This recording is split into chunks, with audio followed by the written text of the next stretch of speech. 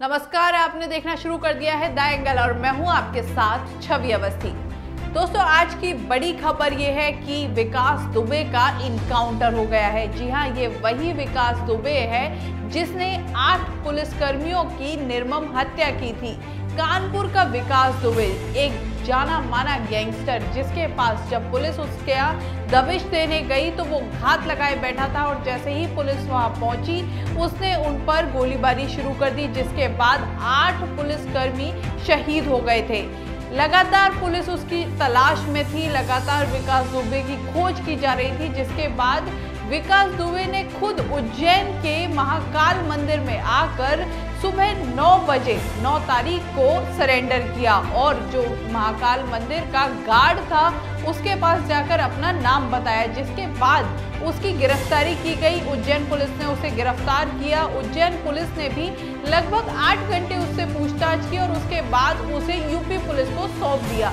UP police Ujjain से उसको लेकर जब वापस आ रही थी कानपुर, उसी दौरान बीच में ही एक जगह का जैसे ही यूपी की सीमा में वो एंटर होते हैं, उसके बाद एक हादसा होता है, गाड़ी पलटती है और वही गाड़ी पलटती है जिसमें विकास दुबे था। और उसके बाद कहा जा रहा है, जैसे कि पुलिस कह रही है कि विकास दुबे ने भागने की कोशिश की, जिसके बाद पुलिस ने उस पर गोली चलाई और उसकी मौत हो गई। कई सवाल खड़े हो रहे हैं इस इनकाउंटर पे। सबसे पहला सवाल ये खड़ा होता है कि अगर उसे भागने की कोशिश करनी थी तो वो क्यों महाकाल मंदिर आकर एक गार्ड के सामने समर्पण करता? क्यों एक गार्ड के सामने आके वो खुद अपने आप को समर्पित करता और वो भागने की कोशिश उन पुलिसकर्मियों के बीच में से ही क्यों करता? क्योंकि उसे पता था कि अगर ऐसा होता है तो उसकी हत्या हो जाएगी या उसे मार दिया जाएगा।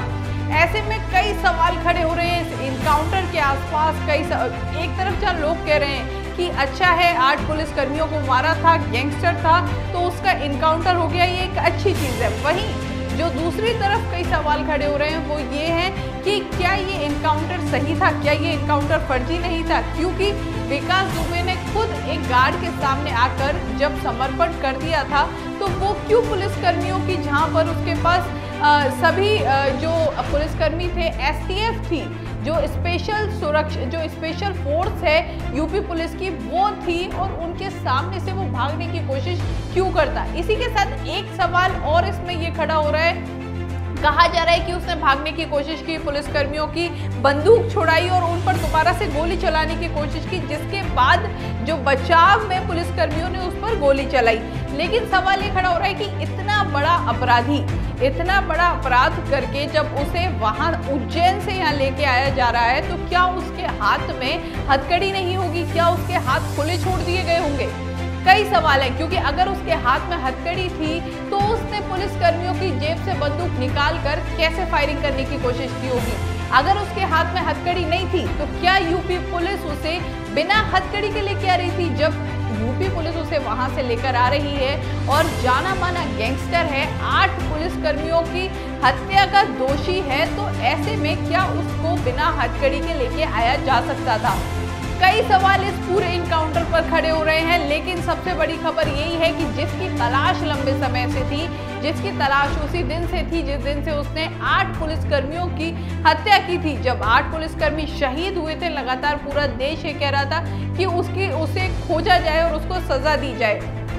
एक चीज इसमें यह भी है, कहा जा रहा था कि विकास दुबे को कई राजनीतिक दलों का, राजनीतिक पार्टी और साथ ही कई बड़ी हस्तियों का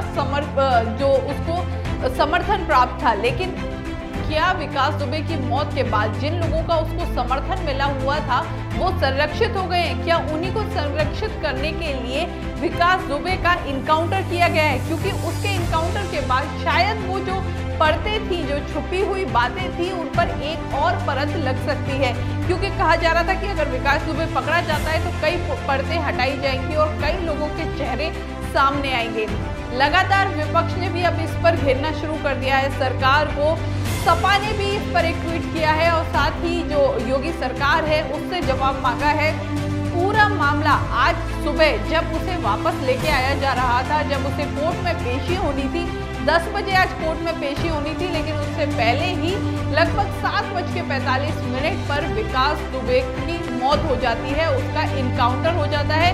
7:45 पर जब उसे अस्पताल लेके जाया जाता है और उस दौरान अस्पताल में पता लगता है कि विकास दुबे की मौत हो चुकी है।